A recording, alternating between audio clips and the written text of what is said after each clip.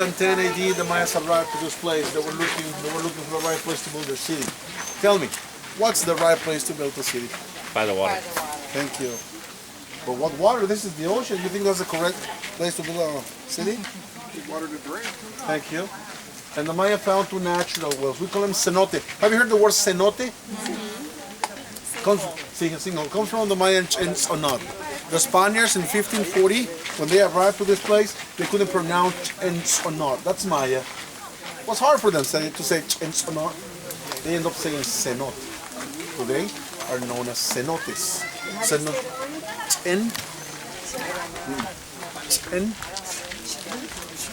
Casi. Comes from it. Then not. This is from it. Yeah, that's the, remember I said to you there are 76 Mayan letters? Well, I think they give you a paper. Those are the sounds that we have. Most of them, in fact, 22 of them come from here. We call them sonidos guturales. Amigos, the Maya decided to build their city next to the water. I mean, if there's water, there's life, so they build their city. What's the first structure the Maya built when they settled down in this place? What's the first structure they built? Wall. Oh, fort. Amigos, and you saw that in history classes. The first structure with the humans built when we settled in one place is the place to worship. That's what I can show you today. Mayan altars and temples. Houses of the Maya were made out of perishable material. I'm sorry they were gone after hundreds of years. I can show you the foundation of many houses. The foundation of many houses, but I cannot show you the house itself because due to the weather, the time, all of that is gone. Let's talk about what we can see, the altars and temples. How the Maya built their temples. I mean, that's gotta be the first question. How they built this structure. You know, people that come to my tours, Eric, I read this magazine in the 80s, they said that it's a mystery, how the Maya found the stones. It's not a mystery. You know what type of a stone is this? Limestone. Thank you, sir. Where did the Maya get the limestone from? The ocean. Cliffs usually. See, the Yucatan Peninsula is a big layer of limestone. There's no big mystery. The geologists say that the whole peninsula is just a big layer. That's what we have. Look at along the road. Rocks. That's what we have. It's easy to find. So, amigos, the Maya have their quarries just around the corner. Got the rocks. Shake the rock because it's easy to work with. And the Mayas made the blocks that they needed to build the structures. I think that the real question here is how the Maya did to stick the blocks together. What did they use? What do you think the Maya used to stick the blocks together? Mud. I think like coconut and Well, the sap on the tree. the Maya had to use the resin of the trees, dirt, mud, dry grass, put it all together. Do that back at home. And you're gonna see that thing got very, very hard. It will last, see, that's what they use. So that lasts for 25, 30 years, and then it starts to crack up with the heat of the air. It will last another 15, 20 years. But after 50 years, it starts to come out.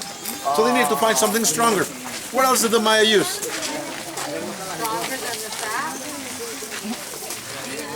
What else did the Maya use? from an animal.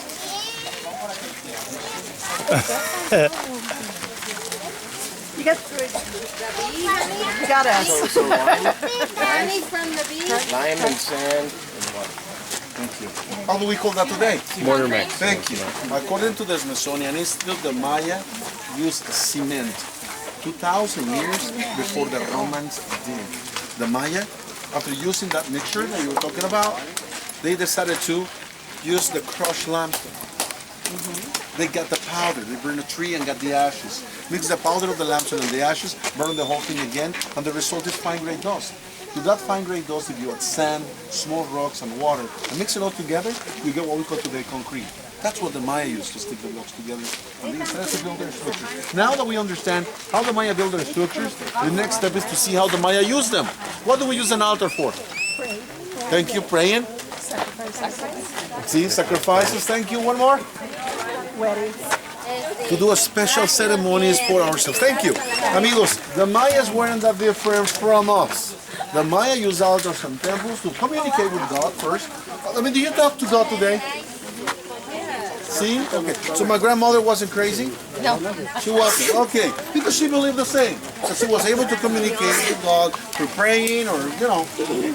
I do not talk to that someone very much. I didn't go to a church. Amigos, but as a social anthropologist, I'm the first one on the line that strongly believes that humans have the need to communicate with that someone that they call God. And the Mayas, they have to do the same. In the altars, the Maya practice ceremonies. Let's take a look what ceremonies they did. Let's divide the building in two. In fact, there is a wall in the center that divides the building. The first room to the right. There are two platforms inside. We're going to pass in front of them. Amigos, that's where the Mayas were seated. The priest had these rocks with fire underneath, buckets of water with aromatic flowers. They put the water over the rocks and the steam comes out. Amigos, that steam was cleaning them, was washing them. Just like I'm sweating right now, they were just pouring. Amigos, the ones that you call American Indians back at home, they have their kivas. Right. I mean, their sweat laws. And they were doing the similar rituals of cleansing and purification before they talked to Manitou. The Aztecs, Central Mexico, they did exactly the same. Amigos, cleansing, washing, purification. That's what we the humans do before we talk to God. Now, look at the second room. The second to the left, there is a little wall inside, but we're going to see the chamber and the platform. That's where they were kneeling down with their hands up, talking to God. Did they practice sacrifices there? Yes. They were using a stingray spine, puncturing their skin from shoulder to shoulder. The blood comes down, and the blood bathed their body. Nobody died, but the blood represents the willingness of a person to give themselves away. Were the Mayas the only ones that used blood in their sacrifices? Every group have always used blood in their sacrifices. What is a sacrifice? What is it? We give something up. They kill animals, yes. To give seeds and offering. Thank you. That's what a sacrifice is. Giving something. It's an offering. But what are we going to offer to God? I like ourselves. I like that. I like that word. Ourselves. What do we give away to God? The best we have. The best we have. I had a pastor of a church the other day in my tour. The guy was from Alabama. Was a tall person, very tall. And was a great guy. Whatever I said during the tour in Chichen Itza, he took my shoulder and was like, Eric, I like what you're saying, my friend. I like it. We were walking all around. But when we got in front of the ball field of Chichen Itza, have you been to the ball field of Chichen Itza? No. No? Let me describe a little bit. Where they play the game, and at the end of the game, you die. Okay, so I was explaining that, and I explained how this guy at the end of the game got beheaded. The loser or the winner or both? Oh no, we're gonna see who was the one. And I said this guy got beheaded. The man that was so next to me and was like, Eric, I like what you're saying, and he walked away from me. I had about 40 people, and this guy was like, Eric, very loud, Eric, that's wrong. The Bible says that we shouldn't kill our fellow man. You should read the Bible, Eric. I said, sir, I think you are right because you told me you're a pastor of a church. You are correct. I take what you're saying. But let me just say something.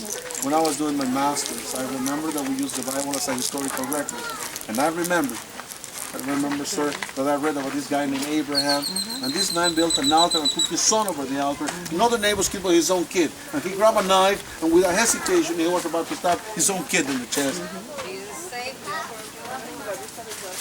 And the guy walks towards me. He said, Eric, I remember, you are right. I turned around and I went like this.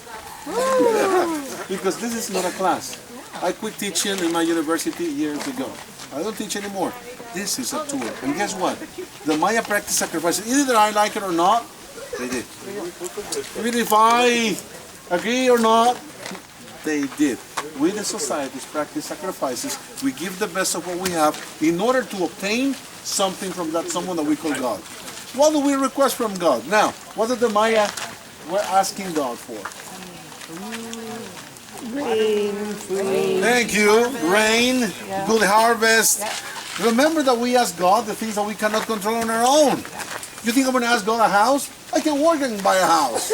A car? I can work and buy a car. I mean, why we don't... still don't ask stupid things to God, right? What do we ask God for?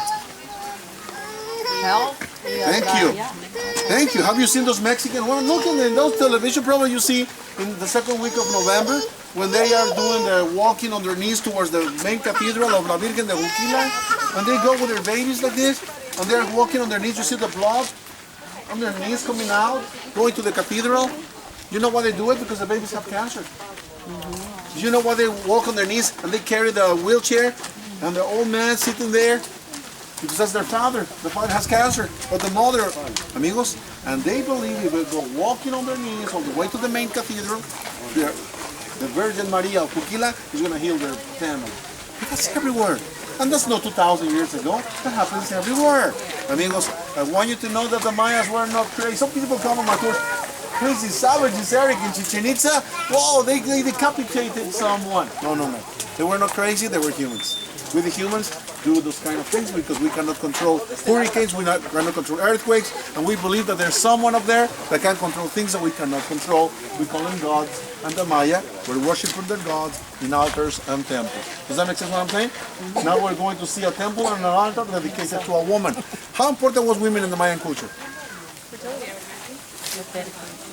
Exactly. Listen, in front of Cancun there is a beautiful island.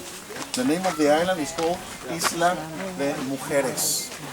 Because 2,000 years ago, in order to go to that island, you have to wash and clean yourself so you can be worthy enough to put your feet in sacred land. Amigos, now it's a port, it's a town, it's a place to go and visit. But 2,000 years ago, it was a sacred place. In Tulum, we have an altar and a temple dedicated to a woman. Let's get closer to that place. Vámonos. As we walk this way, we're going to see, amigos, the platforms where they were doing the rituals and the sacrifices. How you doing?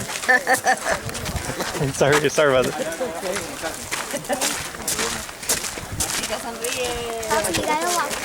I have to walk faster, okay.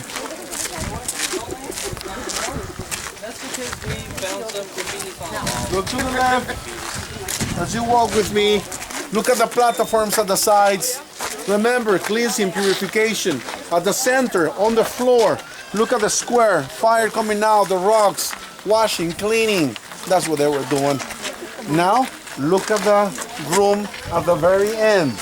You didn't see that from the other side, but now you can see the platform at the end. That's what they were doing.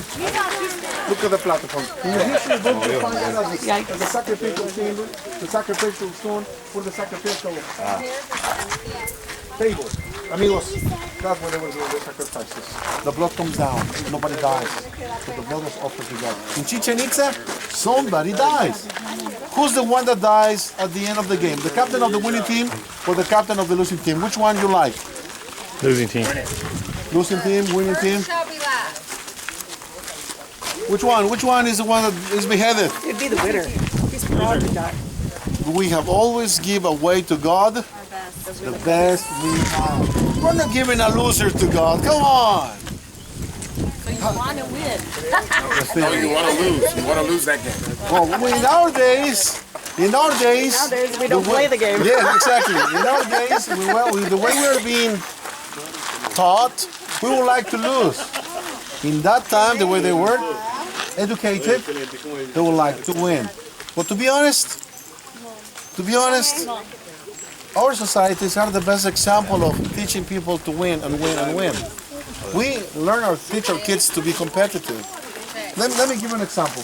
Let's get closer to the other side.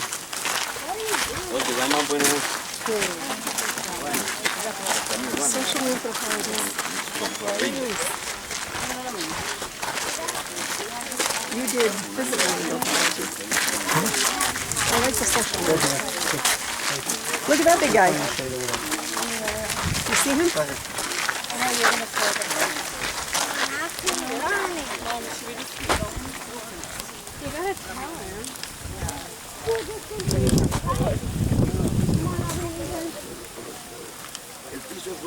See the big guy? There's two of them right here. Oh my God. Trip on him, no? It's scary. There's one right there, there's one right here. Hijo, muy grande. And they're so fast. They're being so big. Oh, you just wanted to stand in the shade.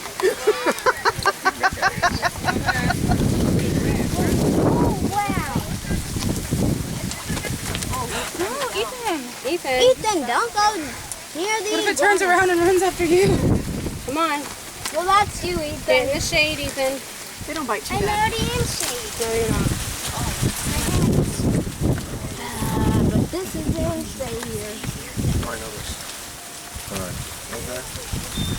Are we... Didn't she say she wanted to take a taxi back? That's an option, but it costs a lot. Okay. I think that's what she's planning on. I told her she needs to tell you though. She wants to get a taxi? We haven't told. A taxi will cost you about. Your hotel is not that far away. No, it will cost you probably $30. Oh, okay. That's not bad. No, that's not bad. Well, we got over an hour and a half. Be on the bus. Okay. So if they're thinking they want to